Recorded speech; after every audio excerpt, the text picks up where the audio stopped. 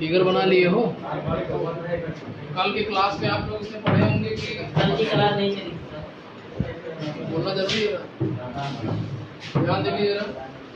परसों क्लास में आपको पढ़ाया तो मैंने बताया था ध्रुव और फोकस के बीच की दूरी को फोकस दूरी कहते हैं। फोकस दूरी को स्मॉल एफ से लिखते हैं, फोकस को कैपिटल एफ से, फोकस दूरी को स्मॉल एफ से। फर्क है। अगर हम बात करेंगे फोकस दूरी की, उसको स्मॉल एफ से लिखेंगे। अगर हम फोकस की बात करेंगे तो कैपिटल एफ से लिखेंगे, ठीक है ना। अब ध्रुव से, ये ध्रुव जो है, ये मुख्य अक्ष का जो ध्रुव है, ध्रुव से ये जो आपका वक्रता केंद्र, वक्रता केंद्र, ध्रुव से वक्रता केंद्र की बीच की दूरी को क्या कहेंगे? वक्रता त्रिज्या कहेंगे। क्या कहेंगे? जिसे कैपिटल आर से प्रदर्शित करते हैं। और इसी के बीच आपने अभी संबंध पढ़ा, स्मॉल एफ बराबर क्या होता है? R/2। चाहे ये उत्तल दर्पण हो चाहे अवतल दर्पण हो, दोनों के लिए क्या होता है? सेम होता है। आगे डालिए, देखिए किरण आरेख से, किरण आरेख से प्रतिबिंब की स्थिति ज्ञात करना। किरण आरेख से प्रतिबिंब की स्थिति ज्ञात करना। किरण आरेख से प्रतिबिंब की स्थिति ज्ञात करना।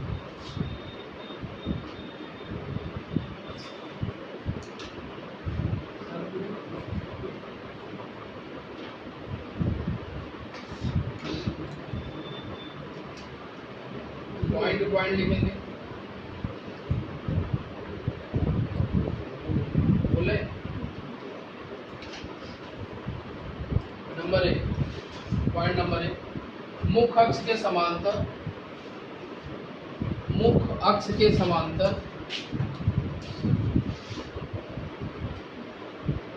मुख्य अक्ष के समांतर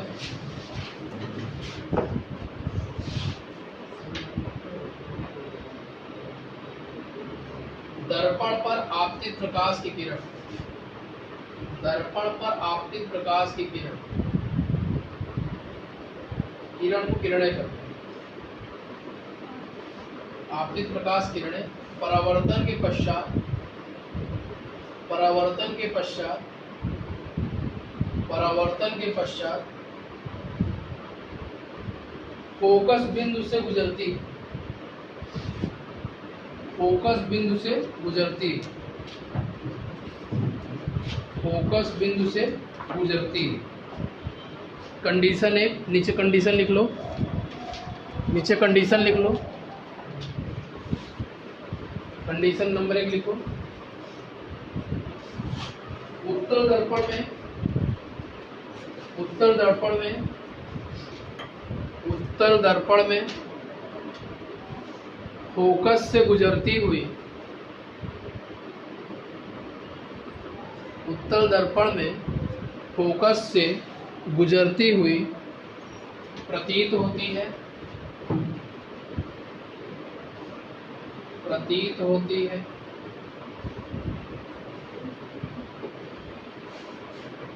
प्रतीत होती है। कंडीशन 2, कंडीशन 2, कंडीशन 2 में लिखिए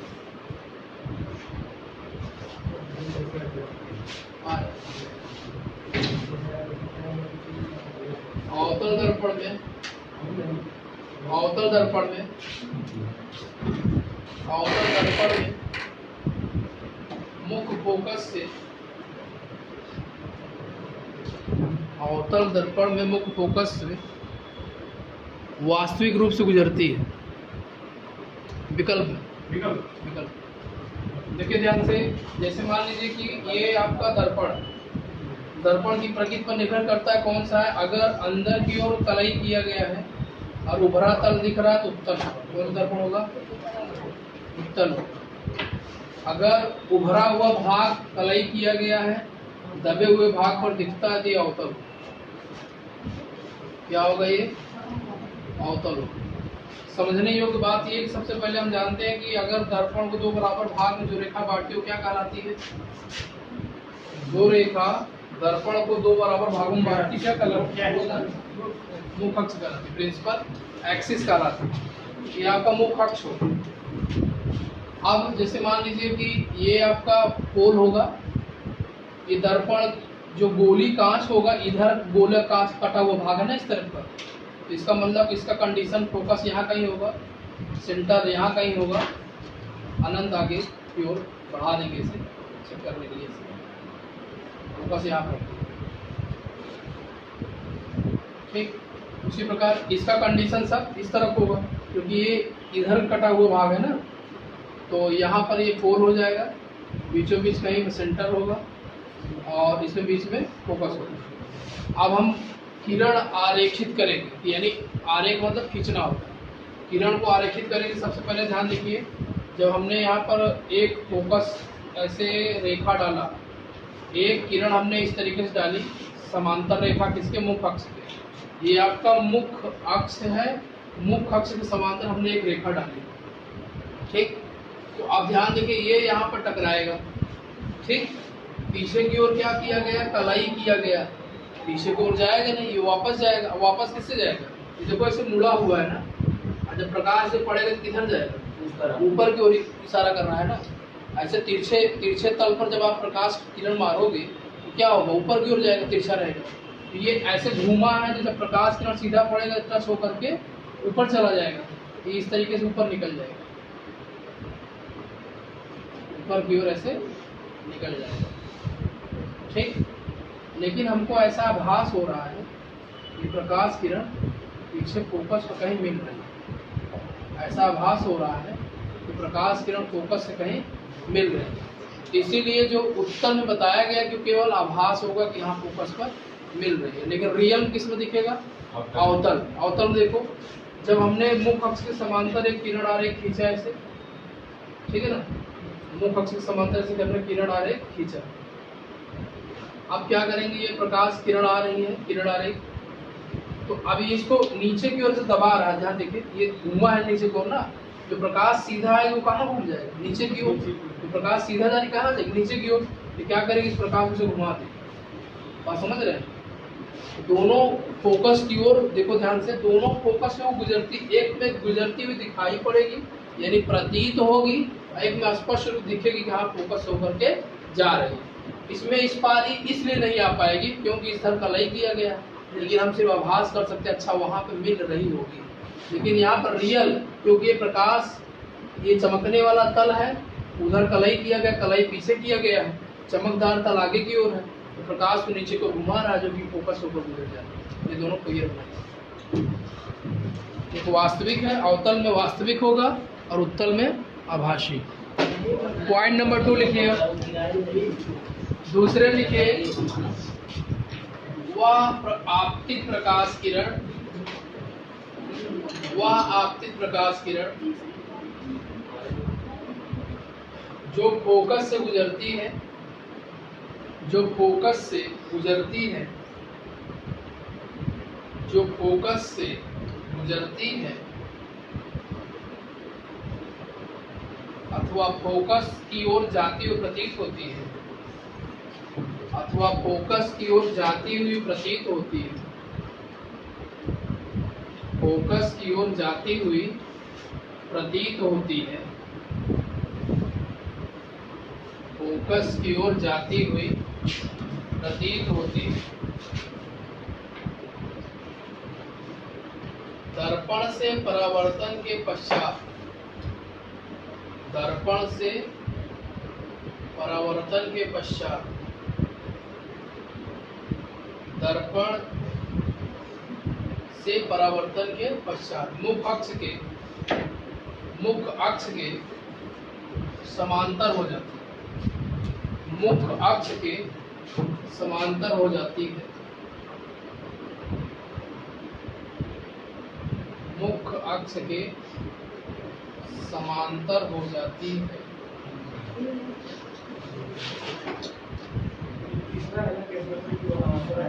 ये सोनू बताओ कौन सा दर्पण है? नहीं, अब कौन सा दर्पण हुआ? जब बाहर की ओर हमने कलाई कर दिया क्या हो गया? अवतल हो गया। अब बीचों बीच जो रेखा खींचे हम क्या कहलाएगी? मुख अक्ष। यहाँ पे क्या होगा? पोल होगा। मान लीजिए यहाँ पे फोकस होगा, यहाँ पे सेंटर होगा। आप नियम क्या कह रहा है इसमें? नियम क्या बोला जरा पढ़िए मेरड़ के सामने। हाँ नियम पढ़िए इसमें। अपने पढ़ रहा कोई यादव पढ़ो क्वेश्चन।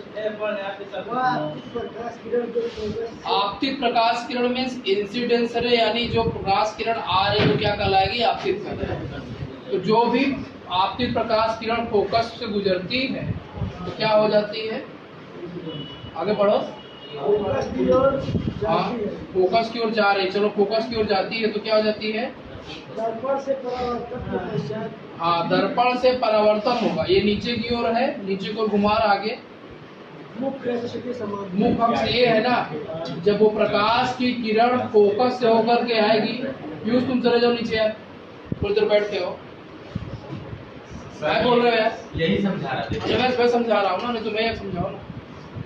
ध्यान देखो जरा, ये प्रकाश किरण जो फोकस से होकर के आ रही है, दर्पण से परावर्तन पश्चात कर मुख अक्ष के समांतर हो जाएगी। समांतर में समान अंतर, ये इस तरीके से हो जाएगी। यानी प्रकाश किरण फोकस से आएगी और दर्पण से परावर्तन पश्चात क्या हो जाएगी?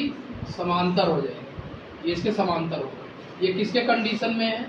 अवतल के। ये तो रियल में दिख रहा है, लेकिन अब उसकी बात करें उत्तल की, उभरे हुए तल की। ये हो गया दर्पण का प्रथम सिरा, दर्पण का दूसरा सिरा। मुख अक्ष है, अंदर की ओर कलाई कर दो। यहाँ पे क्या हो जाएगा? पोल हो जाएगा। यहाँ पे क्या हो जाएगा? फोकस हो जाएगा, और यहाँ कहीं सेंटर हो जाएगा। अब इसमें जब कोई भी प्रकाश किरण पड़ेगी फोकस पे, कोई प्रकाश किरण कहाँ पड़ेगी? फोकस पे।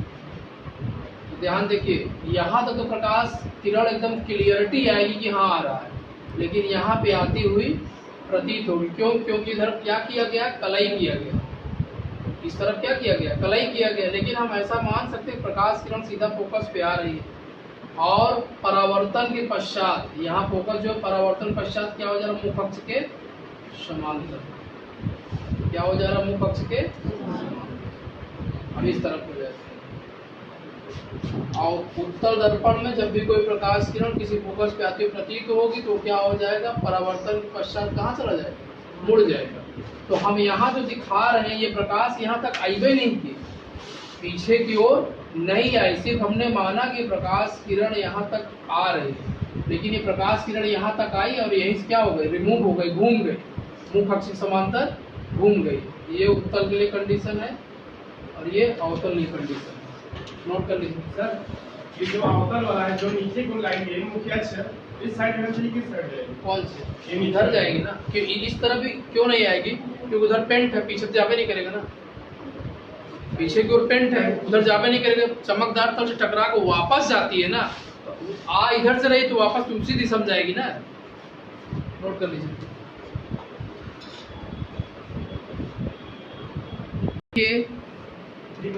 पॉइंट नंबर 3 लिखिए। वह आपतित किरण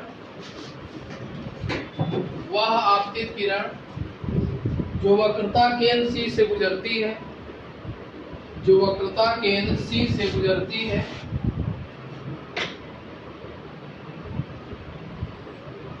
अथवा वक्रता केंद्र C की सीध में, अथवा वक्रता केंद्र C के सीध में जा रही होती है, जा रही होती है, जा रही होती है, C के सीध में जा रही होती है,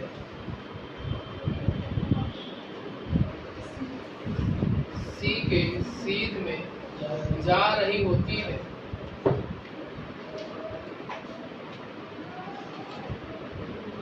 दर्पण पर अभिलंबवत पड़ती है, दर्पण पर अभिलंबवत पड़ती है। परावर्तन के पश्चात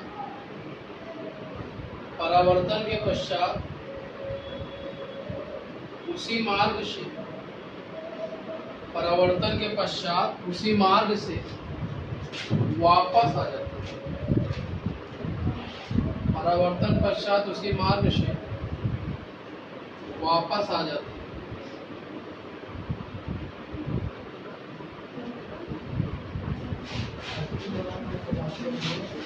उसी मार्ग से वापस आ जाती है।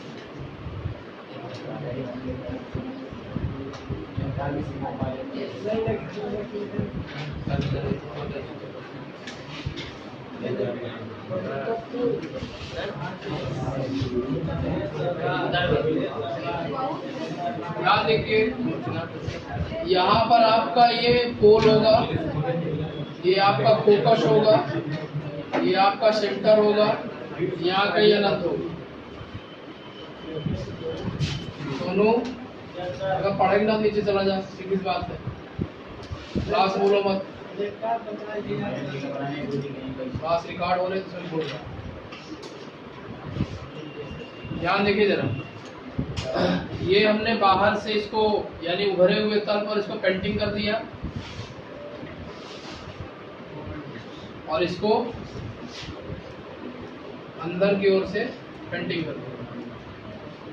नियम क्या करा, जो भी प्रकाश किरण वक्रता केंद्र से आएगी उसी मार्ग से आएगी, उसी मार्ग से वापस हो जाएगी, उसी मार्ग से आएगी, उसी मार्ग से वापस हो जाएगी। इसमें भी आएगी, जिस मार्ग से आएगी उसी मार्ग से वापस चली जाएगी। इस मार्ग से आ रही लेकिन यहाँ आएगी नहीं, याद रखिए, ये प्रतीत होगी। यहाँ आएगी, यहीं से वापस दिखा, दोनों फिगर हो गए। ये आपका हो गया अवतल, ये हो गया उत्तल। कंडीशन हो गया, नोट करना।